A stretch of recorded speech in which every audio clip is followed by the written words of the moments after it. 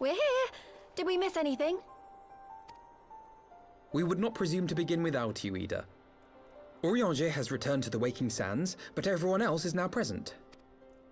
Yes, but for what exactly? We all have duties to attend to, Alphino, so you may dispense with the preamble. Thank you, Elisée. It is the very subject of those duties which compelled me to call this gathering. Though the Warriors of Darkness no longer pose a threat, Eorzea's many troubles demand no less of our attention. And while I stand by the decision to approach each task as we see fit, I fear our effectiveness will ultimately be diminished should we continue to act in ignorance of each other's efforts. Thus, I propose we elect a successor to Minfilia. Not to serve as a fully fledged antecedent, perhaps, but as a coordinator of operations. Is that all? Well, then the decision seems clear. No one else has shown any enthusiasm for the role, and judging by your performance at our previous meeting, you would seem the perfect candidate. You always did have a flair for politics.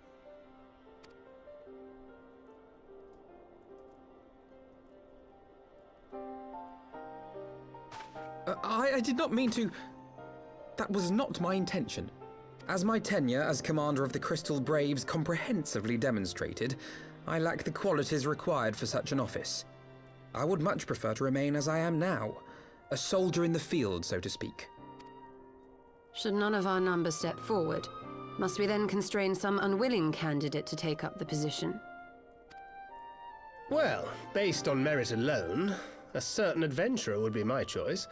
Though I concede he might struggle to balance his new responsibilities with, let me see, slaying primals, thwarting legatuses, and feeding the orphan poor. Thancred makes a good point. Any who would wear such a mantle would be bound by its obligations. Have we not become sufficiently familiar with each other's methods to act without an overseer?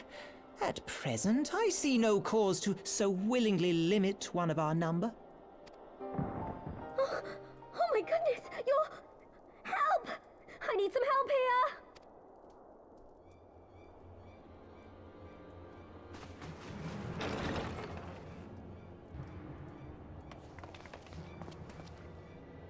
Tataru, are you all right? Me? I'm fine. It's this poor girl who just staggered in and collapsed on the floor that I'm worried about. Narco! God, how did you... Y'shtola! Please, you have to help her! Kral, a hand if you would. Let us see about closing these wounds.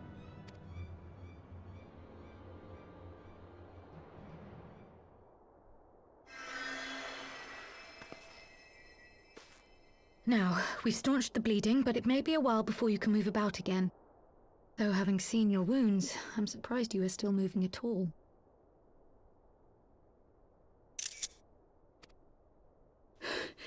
Thank you. My message. It was too important to delay. I took the shortest route I could, though I knew it was more heavily patrolled. As you can see, my efforts at evasion were not entirely successful.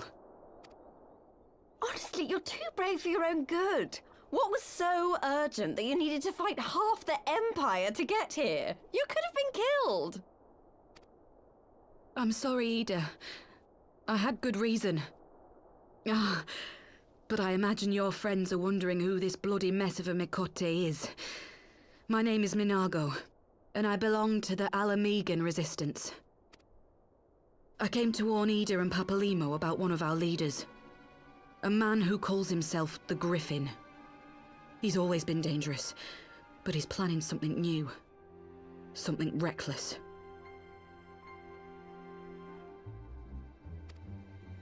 The Griffin, you say? I've heard the name.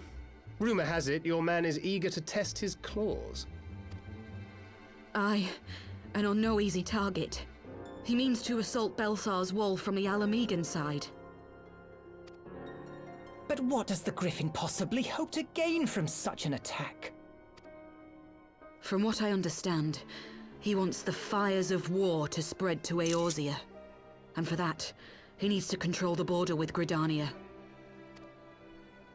So, He means to spark a conflict between the Alliance and the Imperial forces stationed in Alamigo, to have Eorzea's armies aid in the liberation effort, whether they will it or no. His plan is flawed. Even should the Resistance succeed in occupying the wall, they would not be able to hold it. Imperial reinforcements would drive them out within a week. Be that as it may, if there is even a chance that this scheme could bring about an escalation in hostilities between Eorzea and the Empire, the Alliance must be informed. Agreed. I shall depart for Limsa forthwith and seek an audience with the Admiral. Thancred, Uldar is yours. Alphino and Alize, make haste to the Twelveswood and notify the Elder Seedseer of the danger to Gridania. She will duly call a council of the Alliance leaders, whom you must be ready to receive. You will be our voice in Ishgard. Explain the situation to Sir Emmerich and encourage him to send an envoy. To Taru, Kryl, I leave the care of our injured messenger to you. See that she remains quiescent and her wounds closed. I believe that covers everything. Let us be about our tasks.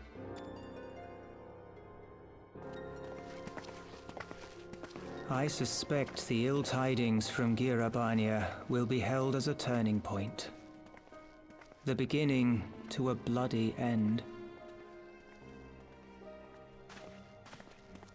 The business of war was ever conducted with the coin of self-sacrifice.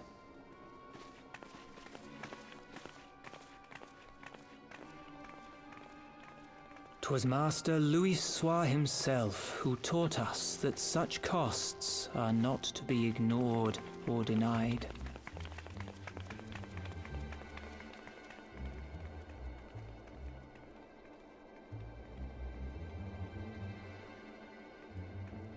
And so, I shall embrace them. When the time comes, I will make my choice, as you will yours.